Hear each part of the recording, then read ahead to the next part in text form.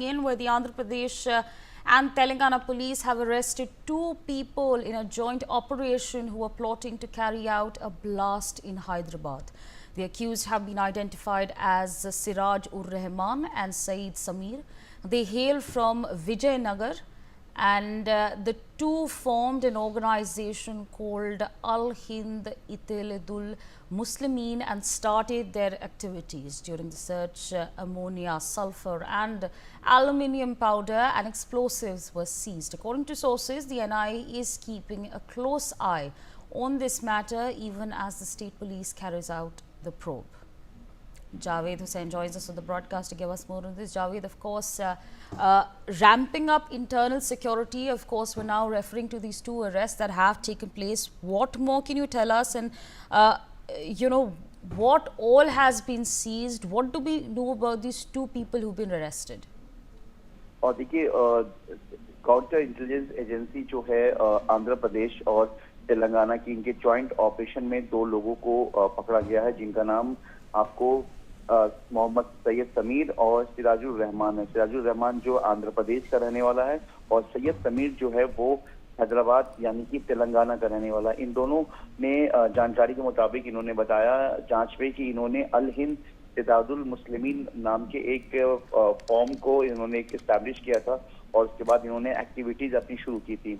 एक इंफॉर्मेशन मिला था, एक इनपुट मिला था वहाँ के इंटेलिजेंस टीम को कि ये दो शख्स जो है वो हैदराबाद में किसी ब्लास्ट को लेकर ये एक कॉन्स्पिरेसी करने वाले हैं और इनके पास एक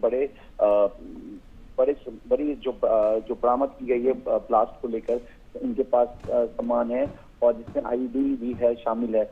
उसके बाद जो है एसबीआई की टीम एक्टिव होती है। उसके बाद एक ज्वाइंट ऑपरेशन यानी कि आंध्र प्रदेश और तेलंगाना के एक ज्वाइंट ऑपरेशन में इन दोनों को पकड़ा जाता है।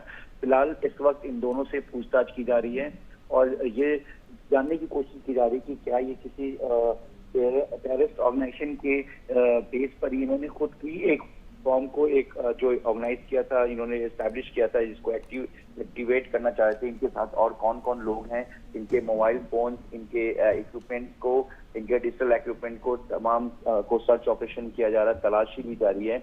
और जिस तरीके से बॉम्ब ब्लास्ट की जो जानकारी मिली थी कि एक बड़ा बॉम्ब ब्लास्ट को ऑर्गेनाइज करना, एग्जीक्यूट करना चाह रहे, एक टेरर मॉड्यूल के तौर पर, और क्या इसके पीछे आईएसआई का जो एक शुरुआत में डाउट बताया जाता है कि उससे जुड़े हुए हैं, इस शक के बेस पर भी जो है अब सेंट्रल एजेंसीज भी इस पूरे मामले की जो सुपरविजन कर रही है।